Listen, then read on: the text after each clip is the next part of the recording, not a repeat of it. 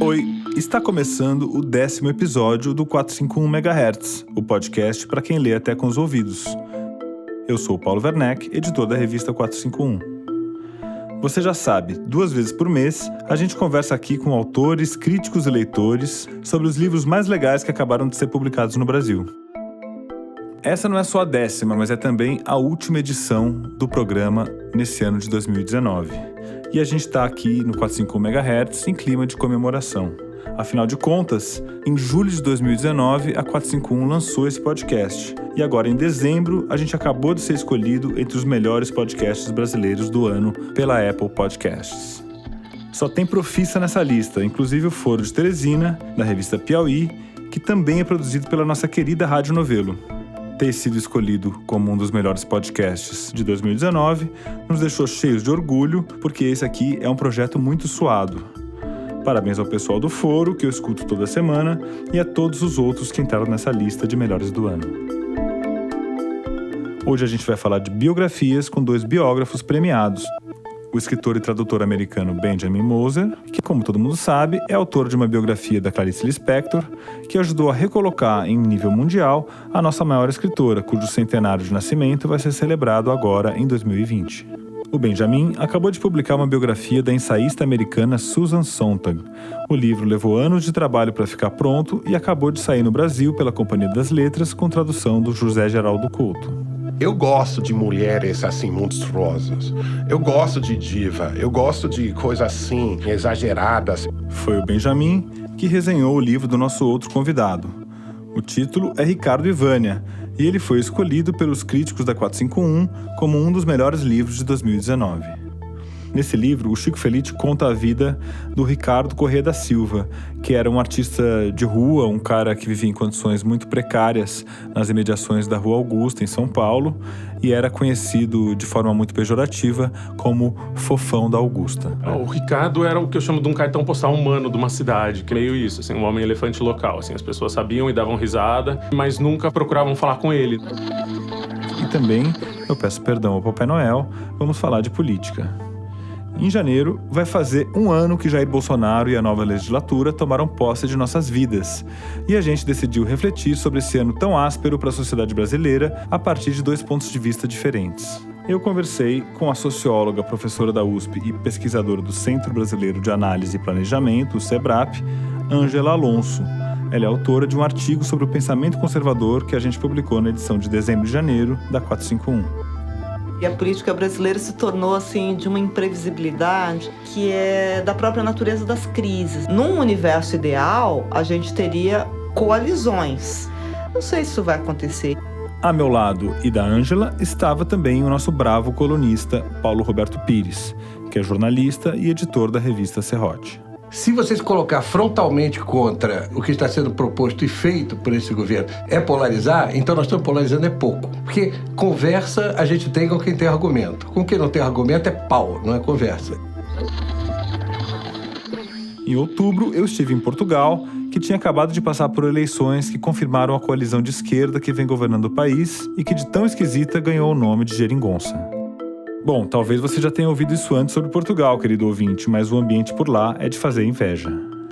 Eu conversei com 2 comentaristas políticos muito influentes em Portugal e também com um historiador que fundou um novo partido. Veja bem, um novo partido, não um partido novo. Para que eles me explicassem como é que Portugal conseguiu superar essa polarização violenta que é quase uma epidemia mundial. Será possível que o nosso antigo colonizador se tornou um modelo de bom convívio entre forças políticas diferentes? Eu falei com o escritor e dirigente partidário Rui Tavares. O alerta aos brasileiros, principalmente mais bolsonaristas, que vêm procurar Portugal como um local de residência, venham conscientes de que vêm viver para um país que, segundo o espectro normal da direita brasileira, um país completamente perdido para o comunismo. Ele conversou comigo com o poeta e crítico literário Pedro Mexia. Como dizem, a maioria dos brasileiros são fascistas. Não faz sentido. Não é verdadeiramente a maneira de discutir política desvalorizar o nosso adversário. Isso parece-me que é uma atitude que pode ter contribuído para alguns desses fenómenos. E eu também me encontrei com o escritor, humorista e analista político Ricardo Araújo Pereira. A minha avó dizia, quando a minha mãe deu-lhe a notícia, que eu me tinha inscrito como militante do Partido Comunista, a minha avó fez um silêncio e disse: mas ele é bom rapaz. E agora eu tô aqui com dois grandes autores, e grandes em todos os sentidos, porque somando a estatura desses dois caras que estão aqui ao meu lado, tem quase 4 metros de altura. Sejam bem-vindos Benjamin Moser e Chico Felitti. Feliz de estar aqui. Benjamin está recém-chegado de Amsterdã, você mora na Holanda, né? Moro. E ele veio aqui lançar esse grande livro do ano, em termos mundiais, que é a biografia da Susan Sontag, né? Aqui no Brasil o título é Sontag, Vida e Obra. A gente vai falar um pouco sobre a Sontag, sobre o Brasil e vários outros assuntos que interessam ao Benjamin, incluindo o livro do Chico Felitti, um livro que está na lista da 451 como destaque do ano e que foi resenhado na nossa edição de dezembro pelo Benjamin. Ricardo e Vânia, é isso aí, Chico? Como é que você enxergou que você tinha um livro na mão? O livro nasceu de um perfil que eu fiz para o BuzzFeed News, que era sobre um morador de rua, conhecido pejorativamente como Fofão da Augusta. O perfil saiu na internet, fez algum sucesso. Conta pra quem não é de São Paulo, quem era esse cara? O Ricardo era o que eu chamo de um cartão postal humano de uma cidade, que acho que toda cidade tem alguns. Ele era uma pessoa extravagante, que ficava distribuindo filipeta de teatro maquiado pela Rua Augusta. E o apelido Fofão vem porque durante a vida ele se injetou muito silicone industrial. Só que ele foi além, assim, ele podia ser mesmo um projeto estético, assim, que era extremo e ele colocou litros e litros de silicone e o rosto dele ficou como se fosse uma máscara derretendo, parecendo daí o Fofão dos anos 90 na TV. E a coisa da maquiagem também, ele sempre trabalhou com beleza e ele aplicava aquilo nele mesmo, assim, então no cabelo e nas maquiagens e nas performances que ele fazia na rua. A gente até tá acostumado a vê-lo como um cara que ficava no vidro do carro, mas o Chico revela um artista que havia por trás desse personagem marginalizado, né? Sim, que fazia performances e fazia uma peça que nunca existiu. Ele teve uma trupe de jovens que viveram com ele ali durante o começo dos anos 2000. Era meio uma referência estética em São Paulo. Todo mundo sabia quem era e fazia piada, e tinha a página de Facebook dele, tinha... Mas naquele registro de freak show, né? É, acho que era meio isso, assim, um homem-elefante local, assim. As pessoas sabiam e davam risada e falavam sobre, mas nunca procuravam falar com ele, nunca procuravam saber quem era, qual era a história. E depois de 13 anos tentando, ele me permitiu, em 2017, devassar a história dele junto com ele. Uau, você ficou 13 anos em cima. Da noite que eu mudei para São Paulo, com 17 anos até meus 30. Benjamin conseguiu enxergar a grandeza desse trabalho. Eu adorei esse livro, eu achei impressionante. Eu até resenhei no momento que A resenha está aqui na edição de dezembro, que já está nas bancas e livrarias. Mas eu fiz questão, porque eu achei o livro tão maravilhoso, achei que deu uma dignidade a uma pessoa que tinha sido uma figura marginalizada, justamente, mas também como uma figura louca, uma coisa de cor local, mas uma figura de risadas das pessoas. E o Chico deu uma dimensão humana a essa pessoa. Eu acho que é uma coisa que toca a gente, porque também, para mim, foi um símbolo do gay pobre que vem da região, que vem para a cidade, que todo mundo faz, porque a gente não fica nas aldeias, onde a gente discriminada, assim, vem para a cidade. E às vezes dá no que dá, porque a vida não é estruturada para pessoas que agora são menos marginalizadas, os homossexuais, mas ainda continua essa coisa. Eu acho que quanto mais você viaja no mundo, quanto mais você depara com figuras assim, que é um pouco a obrigação do homossexual, de certa forma, de criar um papel no mundo que não dá um papel para ele. Você fala na sua resenha, dando spoiler da resenha aqui, essa dignidade passa muito por ter restituído um nome a ele, né, Chico? Isso. Conta essa história. Você participou do fim da vida do seu personagem, né? Sem saber, assim, porque ele estava hospitalizado quando ele me dá a primeira entrevista, na Páscoa de 2017.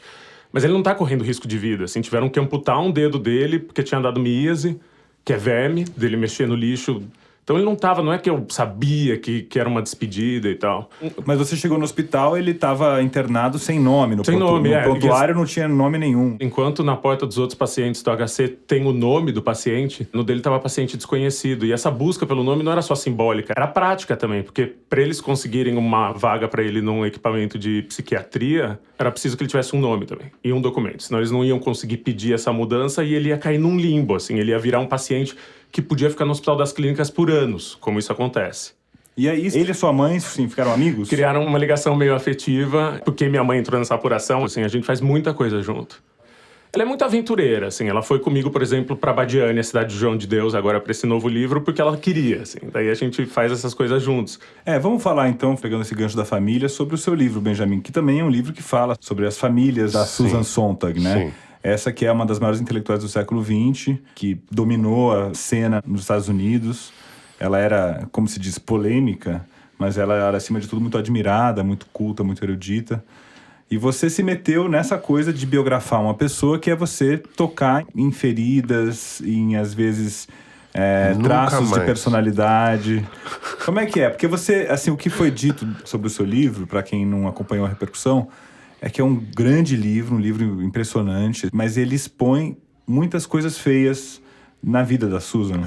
Tem gente que odiava e que amava. E os dois, eu descobri muito cedo, estavam errados, de certa forma. Estavam apaixonados pela imagem dela, da intelectual mais forte do país, da mulher que sabia tudo, da mulher que não tinha medo nem de presidente, nem de guerra, que foi para a Bósnia e enfrentou a limpeza étnica sérvia, assim, quase sozinha. Ela sabia muito bem criar esses mitos ao redor dela. E eu achei muito interessante a interação do mito com a pessoa, porque você descobre uma pessoa muito vulnerável, muito frágil, muito insegura, mas ela sabe muito bem projetar uma imagem. E eu achei isso fascinante, porque o tema da obra dela é a interação da imagem, da fotografia com a realidade. Eu gosto de mulheres assim monstruosas. Eu gosto de diva. Eu gosto de coisas assim exageradas. Eu acho que a figura do Ricardo é isso também, de certa forma. A Susan era tudo e mais, e demais. E você, Chico, tá conseguindo acesso ao João de Deus? Ele tá te dando entrevistas, não? Eu tive com ele quando ele tava no hospital, já preso. Eu entrei num hospital de Goiânia, onde ele tava em prisão hospitalar, porque ninguém me barrou. Eu simplesmente subi, assim. Acho que ninguém tentou entrar na UTI dele. Eu entrei. Sem disfarce. É muito fácil, às vezes, né? Então. É mais fácil do que a gente pensa. A gente parte do pressuposto que vai ser o Sírio-Libanês, com a Polícia Federal na porta. Mas a gente entrou pela porta do pronto-socorro do hospital onde ele estava, subiu 3 rampas e estava na UTI onde ele estava. Ele estava muito debilitado, então não foi propriamente uma entrevista, porque ele estava meio fora de si, assim. Sei que até o Ministério Público teve dificuldade de conversar com ele por esse nível de afastamento da realidade que ele passou por um período, assim, mas... E ele tem mesmo essa coisa forte, mística. Eu conheço pessoas que não têm nenhuma vida religiosa, nenhum sentimento religioso, disseram que perto dele sente-se um negócio... Eu acho que o mistério dele, pra mim, mora aí, mas já digo, eu sou a pessoa mais cética do mundo, não tenho nenhuma religião, não tenho nenhuma fé, mas senti carisma, o que eu já acho que leva uma pessoa longe. No caso dele, levou. Assim, o carisma leva artistas longe. Se você não tem, não fé. pode conquistar. Benjamin, essa biografia sua da Sontag, você foi escolhido, vamos dizer assim, pela família para fazer esse livro, né? Eles cederam a você documentos, o acesso ao arquivo, fotos, entrevistas, tudo que você quis, você teve acesso. Foi. É uma biografia oficial? Isso? Não, é interessante porque tem essa frase de biografia autorizada. Que essa biografia não é. Eu sou o biógrafo autorizado. Que é uma diferença. Você é o biógrafo autorizado, mas a biografia não é autorizada. Então, eu tive a autorização para ir nos arquivos secretos da Susan, que estão na Califórnia, que é uma coisa fascinante, que são os computadores dela, as cartas privadas dela, toda essa parte que é como o Vaticano, né, que tem a coleção de pornografia. Eu achava que ia ser um pouco fascinante, tensão, sei lá, não foi. O voyeur é uma outra coisa. Você fica vendo coisas atimães. Porque a gente pensa nessas coisas, a gente pensa em sexo, a gente pensa em dinheiro, a gente pensa... Mas não é isso que as pessoas querem proteger. E a Susan foi mentindo sobre certas coisas, mas são bem específicas. Tem coisas que você não entende no primeiro relance. Por que isso está aqui? Isso 2 anos depois você entende porque ela botou isso aí. Pois é, e você, Chico, você tem um personagem aí que você escreveu que deixou não deixou documentação. Você não tem na Califórnia um centro que parece o Vaticano. Nossa, adoraria que tivesse. Eu queria que o Chico falasse um pouco desse perfil que ele está publicando na nossa edição de janeiro, que é sobre o Ismar Tirelli Neto. Por que você resolveu perfilar o Ismar, que é um poeta que tem nome no meio poético brasileiro, mas O que te atraiu, né, nesse personagem? Ele é uma coisa brilhante, assim, o que me atraiu olhar como era o Ricardo, assim, eu estava nos Estados Unidos, em Nova York, num simpósio que a Universidade de Colômbia fez com autores brasileiros, e daí tinha esse poeta de quem eu nunca tinha ouvido falar e nunca tinha lido, que chamava Ismael Tirelli Neto, e na mesa dele ele completamente roubou a mesa, assim, ele esmirilhou, ele destruiu a plateia, saiu apaixonada por ele. E era um moço jovem, baixinho, hirsuto, assim, peludo, parece o Piteco do Maurício de Souza, com um poncho vermelho no inverno de Nova York. Nada ali fazia muito sentido, o inglês dele era perfeito, e daí ele falou na palestra que ele estava imitando Humphrey Bogart, que ele era louco pela idade de ouro de Hollywood, e que era a primeira vez dele nos Estados Unidos, por mais que o inglês dele fosse perfeito. Beleza, então fica aí a dica sobre esse perfil que o Chico Felitti está publicando na edição de janeiro da 451. Eu queria agradecer ao Chico Felitti. Parabéns, Chico. Você tá cheio de projetos, ainda ficou um monte de coisa de fora dessa entrevista. A gente volta. Venha de novo. E você, Benjamin, seja bem-vindo ao nosso país. Obrigado. Toma cuidado com o que você vai falar sobre a gente, que a gente eu já insultei todo mundo, né? Não fala mal de brigadeiro, que o Jamie Oliver falou e nunca foi perdoado. Eu acho muito açúcar. Mas... Parabéns, seu livro não vai vender. Aqui, lançamento vazio. Acabou, eu volto. Eu volto já. E agora eu queria dar uma informação importante. Acaba de chegar aí no seu tocador de podcasts o 3º episódio do podcast da Japan House São Paulo, que é feito em parceria com a 451. Não é mesmo, Natasha? É isso aí, Paulo. A gente agora tá com 3 grandes episódios disponíveis no tocador. O Assassinato do Comendador, do Haruki Murakami, Ayako, do Osamu Tezuka e Querida Combine, da Sayaka Murata. Pois é, a literatura japonesa entrou no foco da 451 durante todo esse ano, e além desse podcast da Japan House, a gente também vai publicar agora na edição de janeiro um texto de memórias de infância do Haruki Murakami. O grande autor japonês relembra nesse texto um episódio em que ele e o pai abandonam juntos um gato, naquele clima de pós-Segunda Guerra no Japão. Falando em Murakami, em fevereiro sai no Brasil o 2º volume do Assassinato do Comendador, que é um romance que foi resenhado pela grande crítica literária Leila Perrone Moisés na edição da 451 de janeiro e fevereiro. A contagem regressiva já começou. Em 2022, o Brasil não só vai às urnas para escolher quem vai ocupar a presidência da República, mas também vai comemorar 200 anos de independência. Só que a nossa democracia, infelizmente, não está dando sinais de que vai chegar inteira até lá. Eu chamei aqui 2 observadores muito finos do Brasil contemporâneo. O Paulo Roberto Pires, que é colunista da revista 451, e a Ângela Alonso, que é professora da USP, pesquisadora do SEBRAP, colunista da Folha de São Paulo, e publicou na edição de dezembro da 451, que está agora nas bancas e na casa já dos assinantes, um texto sobre o Roger Scruton. Esse grande intelectual britânico, conservador, é um defensor do pensamento conservador, né? E a Ângela fez pra gente uma arqueologia ali de como é que o Brasil acabou sendo um pouco contaminado por essa doença infantil do conservadorismo. É isso mesmo, Ângela? Eu acho que a gente no Brasil, no debate mais contemporâneo, tem tratado esses autores muito na linha do olavismo, com um rebaixamento intelectual. E nem todos os autores que influenciaram os nossos, e mesmo nem todos os nossos conservadores, são assim tão indigentes intelectualmente. E quando você lê esses que são mais sofisticados, os argumentos vêm na sua inteireza, né? Eles são mais justificados, eles têm menos o caráter de juízo de valor, que eu acho que tem muito no nosso debate. Ao meu lado aqui também está o Paulo Roberto Pires, todo mundo conhece, da própria revista 451, da qual ele é colunista. E entre as colunas mais recentes do Paulo, ele publicou um texto chamado Em Defesa da Polarização. Era isso mesmo, Paulo? Isso é uma brincadeira de como você usa o lugar comum e como você está resolvendo tudo por essa chave, né? O meu argumento sempre é: se você se colocar frontalmente contra o que está sendo proposto e feito por esse governo é polarizar, então nós estamos polarizando é pouco. Porque conversa a gente tem com quem tem argumento. Com quem não tem argumento é pau, não é conversa. Eu acho que tem 2 vícios nos comentários que são muito... Primeiro é polarização e o outro é dizer assim, mas a oposição... Por que em determinado momento jornalista e intelectual esqueceu que oposição não é oposição parlamentar só?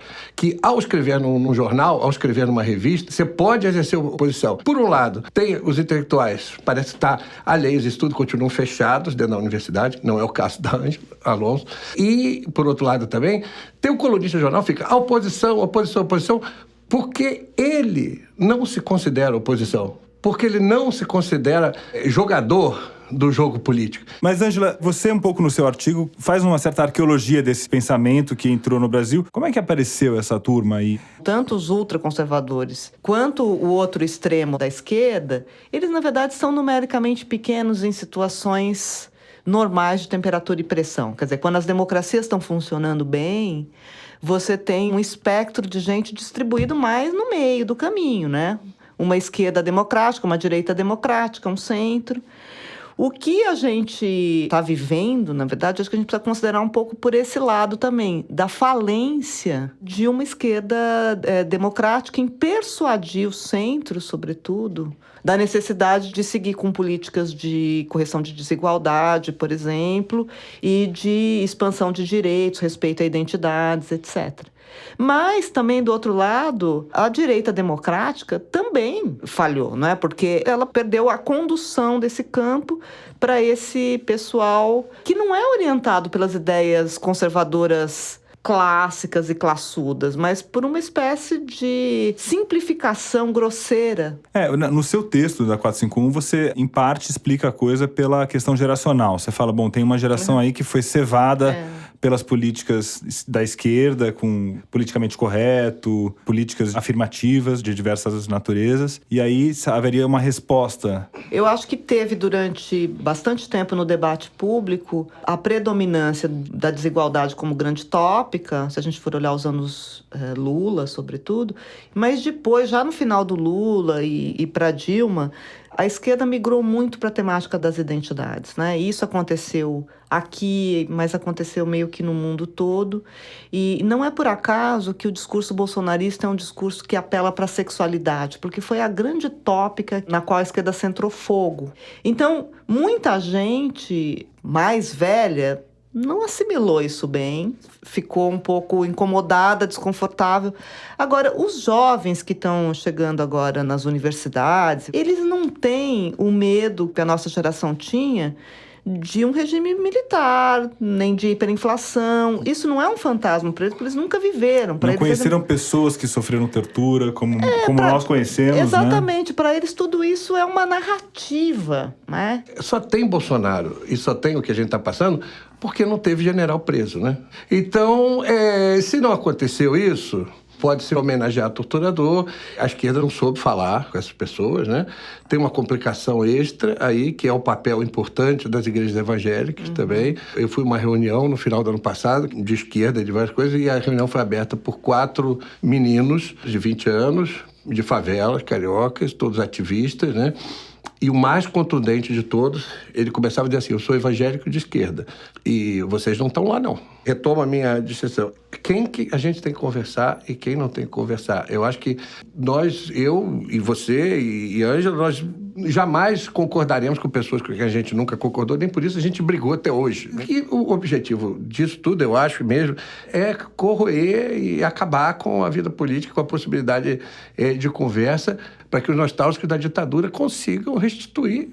É isso que se persegue, eu não tenho a menor dúvida. Você acha que isso aí está rolando mesmo? Então nós estamos num processo de perda de direitos que pode culminar na perda do direito ao habeas corpus, por exemplo? Claro, e uma das coisas irritantes de um certo tom do debate é toda vez que se adverte sobre isso, assim, fulano está exagerando. Alguns coloristas estão dizendo que há um exagero desde a eleição do Bolsonaro. Olha o que aconteceu desde a eleição do Bolsonaro para cá.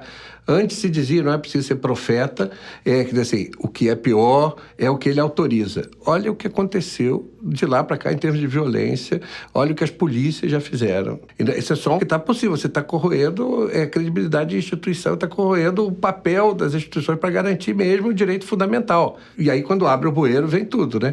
Mas quem está morrendo? Quem está morrendo é preto e pobre, e é mesmo, sempre foi assim, muito tempo foi assim, mas agora está morrendo em grande escala. E toda essa história de Paraisópolis, você vê que as tentativas de defender a polícia são revoltantes. Ângela, e você como analista política, a gente está agora então começando um ano novo, daqui a algumas semanas. Qual é o seu prognóstico aí para o que nos espera? A política brasileira se tornou, assim, de uma imprevisibilidade que é da própria natureza das crises, né? O que as crises fazem é produzir alta incerteza. Num universo ideal, a gente teria coalizões para os dois lados, né? Não sei se isso vai acontecer. Agora, esse monte de candidatura extra-sistema, ela também tem o seu prazo de validade. Os partidos estão num processo agora de se reorganizar e de tomar pulso de novo do processo. Não sei se todos esses candidatos de fora do sistema político vão realmente conseguir se lançar. Esse fenômeno da Luciano Huckização, exatamente. Vamos dizer assim, como é que você enxerga esse movimento aí do Huck? Não vou falar só dele, mas de todos esses processos que se auto-intitulam de renovação da política a partir da sociedade organizada. Como eu chamei a atenção no artigo, o que os conservadores fazem é também sociedade civil. Você então, mostra vários pontos em comum do discurso da esquerda com o discurso conservador. É interessante isso. Exatamente. Então, esse negócio de que vai fortalecer a sociedade é um jeito pelo qual certos grupos vão monopolizar recursos. Recurso de formação de quadros, fomento a campanhas. Então, eu não sou simpática a esse processo. Nem à esquerda, nem à direita. E se você for olhar aqui em São Paulo, onde eu observei mais essas associações, elas são formadas por gente, né, branca, de classe média alta, com recursos educacionais. Então, elas não são representativas da sociedade. Não sei se você chegou a ler o artigo do Armínio Fraga na revista Novos Estudos SEBRAP sobre a desigualdade. Como você vê esse encampamento dessa questão por um quadro como ele? Ele estudou o assunto e ele apresenta uma equação. Eu não concordo com todas as soluções que ele apresenta, mas eu acho da maior importância um liberal e alguém que já passou pelo governo, então não é um liberal, assim, abstrato, né? Primeiro, que seja capaz de dialogar com outros setores, que a gente está precisando muito, e depois que coloque de frente esse problema, que eu acho que é o maior problema da sociedade brasileira. Eu acho esse reposicionamento dele muito importante. Eu espero que outros como ele venham para esse campo também. Eu acho que o Armínio é um excelente exemplo disso. Há diálogo. Há diálogo. Você pode conversar indefinidamente com ele, porque você tem um nível de elaboração e de reflexão que, pelo amor de Deus, né? Quem sabe por aí a gente não está enxergando algum caminho de diálogo. É isso aí que a gente está fazendo aqui no podcast e também a Novos Estudos SEBRAP, que é essa revista importantíssima do SEBRAP, que é o Centro Brasileiro de Análise e Planejamento. A sua última edição traz esse artigo do Armínio Fraga sobre desigualdade e eu queria convidar vocês também a ler a última edição da revista Serrote, da qual o Paulo Roberto Pires é editor, que está com uma edição memorável, traz um dossiezinho no começo ali, com quantas perguntas que você... 9 perguntas. Uma coisa de propor artigos como se fossem perguntas que o Brasil tem que responder. Então, quem ri do racismo? A quem interessa a prisão está cheia? Quem precisa de uma arma?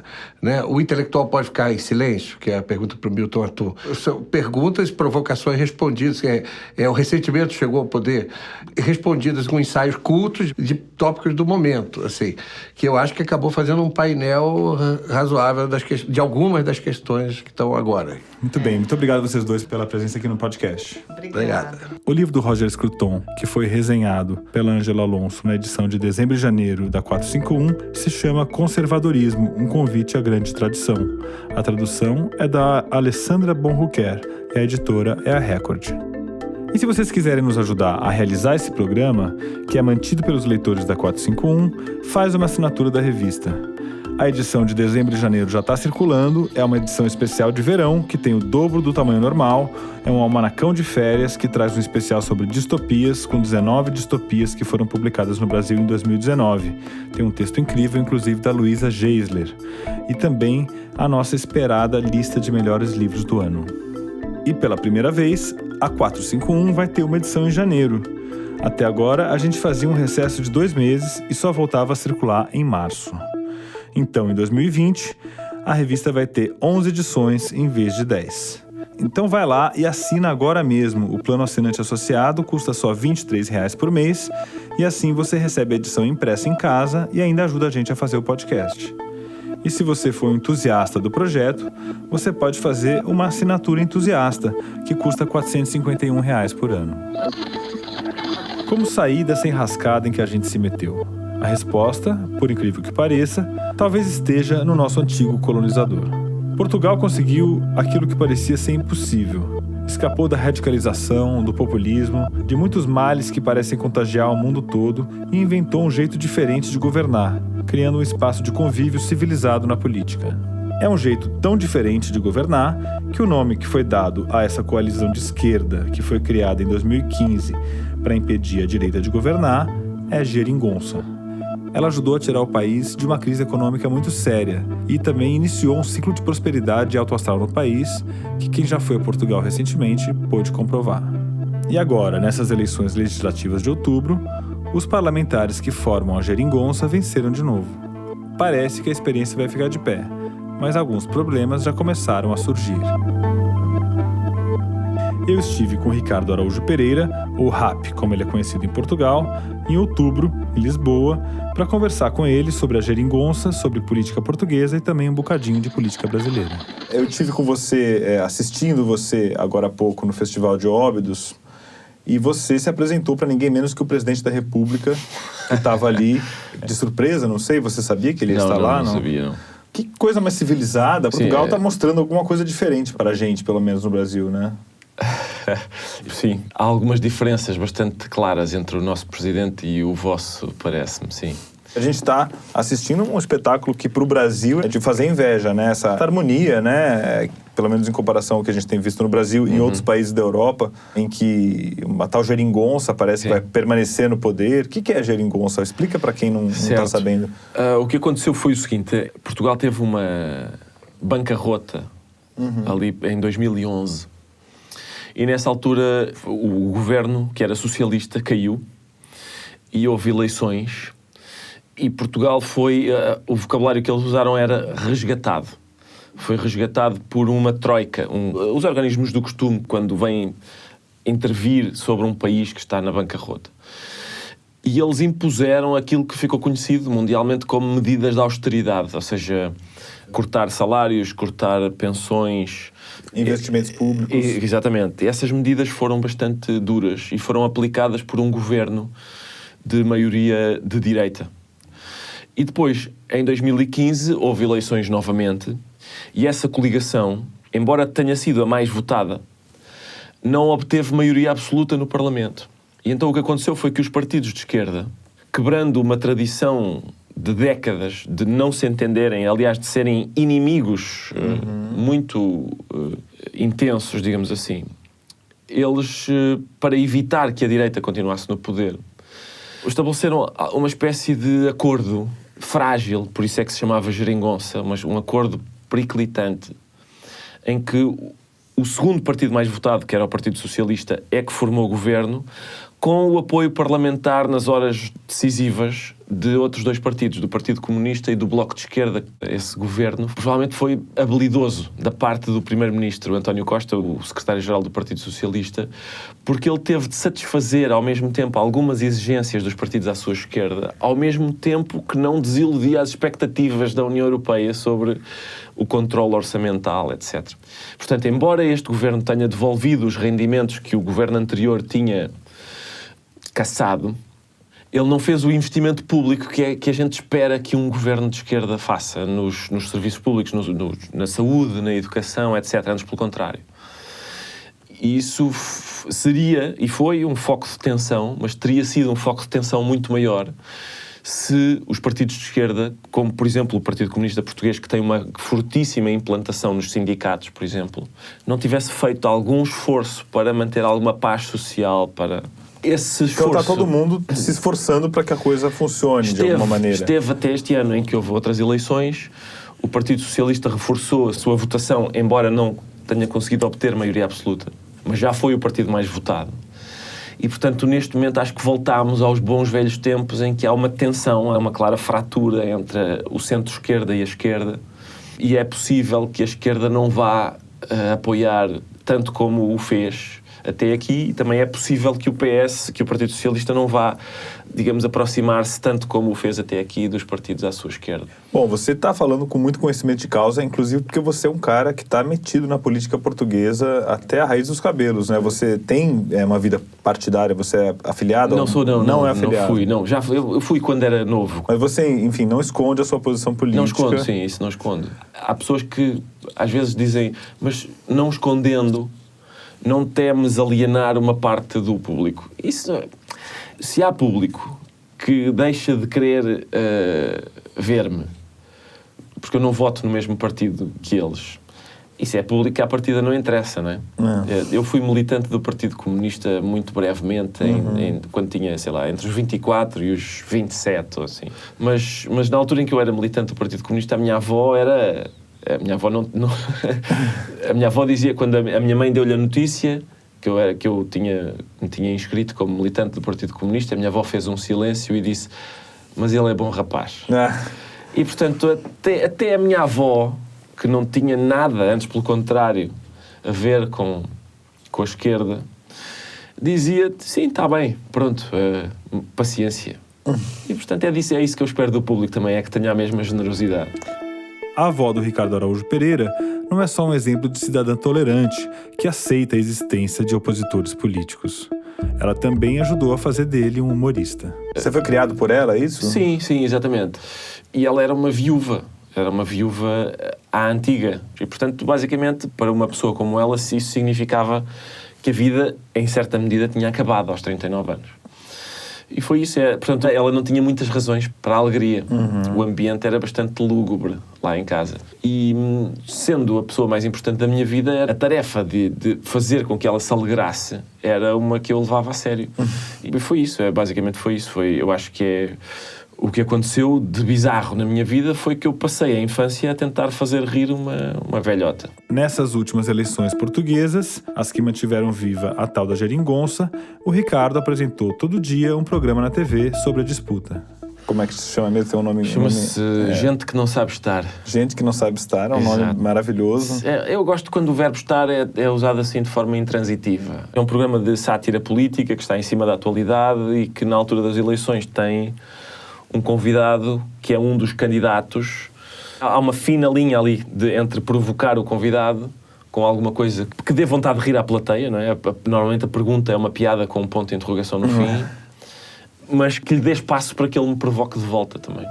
É isso aí, crítica social e política sem perder a capacidade de diálogo. Dá para tirar daí um aprendizado também. O Ricardo é um organizador de uma coleção de literatura e humor que é sensacional, publicada pela editora Tinta da China. Tá para sair agora mesmo no Brasil um livro dele com as crônicas publicadas na Folha de São Paulo com o título Estar Vivo Aleija. E agora que a gente fez um mergulho nesse jeito de fazer política de uma forma mais construtiva que a nossa e entendeu as origens da tal da geringonça, vamos dar um passo além e conhecer os dilemas dessa aliança. Alguns dias depois, eu voltei ao estúdio Lisboeta para conversar com dois debatedores pesos pesados. Um deles é o Rui Tavares, que é um historiador que fundou um novo partido, o Livre, que tem uma plataforma de centro-esquerda, que defende o meio ambiente, a União Europeia, os direitos humanos e outras pautas progressistas. Portugal acaba de passar por um processo eleitoral que confirmou essa improvável aliança entre uma esquerda historicamente fragmentada, que é o que se chamou geringonça. A geringonça foi ratificada, então, é isso? Bem, é assim, até estas eleições, o panorama político português era um panorama muito peculiar. Portugal acaba por ter até, apesar da sua história de pobreza, de atraso, de subdesenvolvimento, hoje em dia, em certas coisas é um pouco parecido com o que seria a Holanda, ou a Dinamarca, ou a Bélgica aqui há uns anos. Ou seja, um país genericamente progressista, em que até a direita é, de certa forma, uma direita que não se pode confundir com a direita mais nacional-populista dos Estados Unidos ou do Brasil, e ainda por cima um país relativamente pequeno, muito mais convivial. E aí entra a história da geringonça. O que faltava a Portugal até há pouco tempo, até há 4 anos, não dava para fazer uma coligação, não dava para fazer o tipo de procedimento político comum que se fazia à direita. A direita fazia governos junta, apoiava os orçamentos de Estado, os partidos da direita de uns aos outros. À esquerda, a regra era o sectarismo e a falta de diálogo. Então, a geringonça foi uma improvisação. Eu não sei se geringonça é uma palavra que eu creio que ocorre no português brasileiro, sim. Mas mais rara, mas acho que o mais comum é gambiarra, não é? Portanto, a geringonça é uma gambiarra. É aquela coisa que a gente constrói improvisadamente, apressadamente, com um arame, uma chiclete, uma mola, etc. O que é que aconteceu nestas eleições? Mesmo esse grau de formalidade improvisada de há 4 anos, a tal gambiarra, não se reedita daquela forma. E, portanto, é como se a gente tirasse o arame, a chiclete e a corda, mas a gambiarra não saiu do lugar. Enquanto for assim, vai durando. O grande vencedor da eleição de outubro foi o Partido Socialista, o maior do país. E esse destaque já começa a trazer problemas para o funcionamento da geringonça. Algumas siglas menores, mas muito importantes para sustentar esse arranjo, como, por exemplo, o Partido Comunista, perderam espaço e já mostram insatisfação com o compromisso excessivo do governo com as metas econômicas europeias, que acabam restringindo os investimentos públicos em programas sociais. Ou seja, nada indica que as coisas vão ficar exatamente do jeito que estavam. Também não podemos dizer, embora a geringonça formalmente ela não continue, se a gente perguntar a esses partidos de esquerda, ok, tudo bem, vocês não têm um acordo com o Partido Socialista, mas digam uma coisa, vocês estão na oposição? Eles também não dirão que estão na oposição. A oposição continua a ser só a direita. É como se... Então, na prática, vota com o governo, é isso? É uma espécie de uma geringonça quântica que vai existir ou não existir dependendo das situações. A direita está numa enorme crise. A direita em Portugal só tem 1/3 dos votos dos portugueses, quer dizer, pouco mais de 1/3. A esquerda teve 63% dos votos. Portanto, alerta aos brasileiros, principalmente mais bolsonaristas, que vêm procurar Portugal como um local de residência. Venham, mas venham conscientes de que vêm viver para um país... Um paraíso socialista com apoio dos comunistas. Sim, quer dizer, eu acho que, segundo o espectro normal da direita brasileira, um país completamente perdido para o comunismo. Portugal é a Cuba da Europa. Venham conscientes disso. No entanto, é um país que tem conseguido crescer acima da média europeia, com um assinalável grau de coesão social, cultural, de convivialidade. Nós estamos a viver coisas, não só em Portugal, mas em todo o mundo, que naturalmente são perturbadoras. O que há é no fundo, dois caminhos diferentes.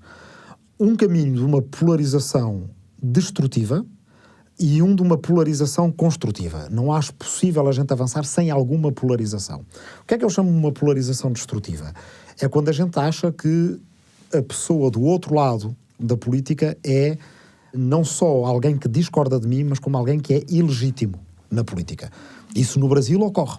Fala-se sempre em eliminar o adversário, né? Eliminar o adversário, qualquer concessão ao adversário é entendida como uma traição.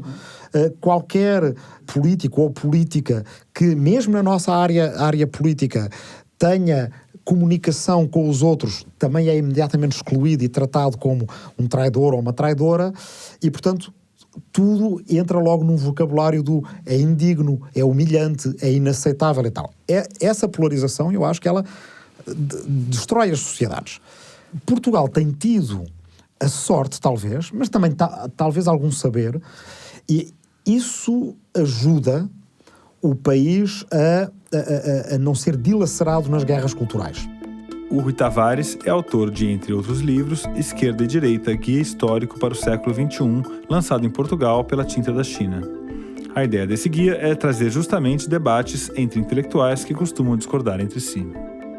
O Rui, que já foi eurodeputado, chama a atenção também para o fato de que, num ambiente político saudável, as pautas que mais perdem espaço são as da guerra cultural, exatamente aquelas que mais mobilizam a direita mais reacionária. Eu fui muito ao Brasil entre 2000 e 2010 e fui 5 anos depois, em 2015. O país que eu encontrei não tinha nada a ver com o país que eu tinha deixado. De repente, um país no qual a política não era o tema principal, mais relevante das conversas ali à hora do churrasco, passou a ser o único tema e depois passou a ser aquele tema que impedia com que o churrasco se fizesse. Acho que há duas maneiras de a gente olhar para o plano cultural. Um é nessa lógica destrutiva da inimizade, da indignidade, da humilhação, do cancelamento, não posso ceder, né? No Brasil, do cancelamento do outro, etc. Outra é a gente encontrar histórias de convivialidade. Nós temos que encontrar ferramentas de convivialidade, porque ao resto toda a mudança tecnológica está a dilacerar a gente e, portanto, vamos ter que inventar umas gambiarras, lá está, para continuarmos a conviver. Essas ferramentas de convivência não precisam trazer grandes inovações. Uma delas, na verdade, é bem antiga: um bom relacionamento com a imprensa, mesmo quando ela critica o governo. A liberdade de imprensa parece um ingrediente mais do que óbvio para uma democracia funcionar de maneira saudável. Mas vamos lembrar o que está acontecendo do lado de cá do Atlântico, com o presidente da República em campanha aberta contra os jornais, principalmente a Folha de São Paulo. Vem daí a importância de fazer a assinatura de um jornal ou de uma revista independente como a 451. Assim como no Governo Sombra, na editora Tinta da China, no Jornal Público e em outros espaços em que a democracia portuguesa está acontecendo a todo vapor, a 451 procura fazer com que vozes discordantes convivam numa mesma publicação. O Rui conversou comigo e com o Pedro Mexia, que é poeta e crítico literário, e representa a ala conservadora de centro-direita no programa Governo Sombra, em que o Ricardo Araújo Pereira representa a esquerda. Você, Pedro, participa desse programa que é muito popular em Portugal, chamado Governo Sombra, que reúne 4 comentaristas, cada um de uma posição. O Ricardo Araújo Pereira, que já foi até filiado ao Partido Comunista no passado, e você, que se identifica mais com o conservadorismo, né? Uma anedota, uma história que eu acho muito saborosa dessa convivialidade é aquela do seu companheiro de programa, o João Miguel Tavares, que foi provocar o primeiro-ministro por causa de um feriado que ele criou. Na verdade, ele tinha escrito um artigo protestando porque o governo tinha reposto muitos feriados que tinham sido cancelados no governo anterior, supostamente por causa da produtividade do país, e um desses feriados que foi reintroduzido, que significou que muitos pais, incluindo o meu colega de programa, João Miguel Tavares, ficou com os filhos em casa no feriado e não tinha como tomar conta deles nesse dia, e então, de certa forma, desafiou o primeiro-ministro para tomar conta dos filhos dele, e o primeiro-ministro assim fez. O primeiro-ministro convidou os filhos do João Miguel Tavares, que foram para o Palácio de São Bento, residência do primeiro-ministro, e tomou conta dos filhos dele. Foi, evidentemente, uma forma, digamos, de destrunfar um adversário político ou um comentador adverso, mas também muito significativo de um certo ambiente português. Para ilustrar aqui para o ouvinte brasileiro, seria como se, em plena era Lula, o Diogo Mainardi deixasse o filho dele por uma tarde no Palácio do Planalto, com Lula e Dona Marisa tomando conta. Eu acho que há duas coisas que atenuam um bocadinho essa perspectiva que eu percebo que vinda de um brasileiro é uma perspectiva muito otimista sobre o espaço público português. Eu vou introduzir, como é o meu costume, aliás, 2 notas mais pessimistas por 2 razões. Uma, porque eu acho que, embora, por exemplo, na chamada opinião publicada, portanto, nos comentadores e nas discussões nas rádios e nas televisões, há um grau de civilidade muito apreciável, não me parece, eu sou muitíssimo crítico das redes sociais, não me parece que nas redes sociais o tom de civilidade seja de todo o mesmo. E parece-me que, aliás, as redes sociais propiciam a resposta imediata, a escalada verbal, o radicalismo. Aliás, para mim foi absolutamente fascinante ver as pessoas que incensaram as potencialidades políticas das redes sociais para a eleição do Obama ficassem horrorizadas com o papel das redes sociais na eleição de Trump. Portanto, pelos vistos, as redes sociais em si mesmas não são nem progressistas, nem reacionárias, nem coisa nenhuma, mas potenciam várias coisas e potenciam potencialmente os extremismos. Mas eu acho que, sobretudo, que degrada, que eu acho que começou com o Berlusconi, na direita europeia e na Europa, se calhar, que é vermos líderes políticos a portarem-se de forma, digamos, inaceitável, em público, inapresentável, fazendo gestos e utilizando linguagem que não é digna do espaço público. Isso hoje, temos um presidente dos Estados Unidos que é virtualmente inimputável, pode dizer o que quiser, utilizar a língua. Eu acho que isso não pode deixar de ser uma erosão da civilidade no espaço público que deriva de certa televisão trash, não é? E que deriva em parte das redes sociais, sem as querer demonizar, tem coisas ótimas, eu não vou dizer as redes sociais são isto, não é isso que eu estou a dizer. Estou a falar de um aspecto específico em que elas parece que foram nocivas. As famílias aqui usam o WhatsApp? A grupo de família? Porque isso foi um dos fenômenos do Brasil. Eu acho que menos do que vão usando, mas menos do que o Brasil. Não com essa intensidade, penso eu.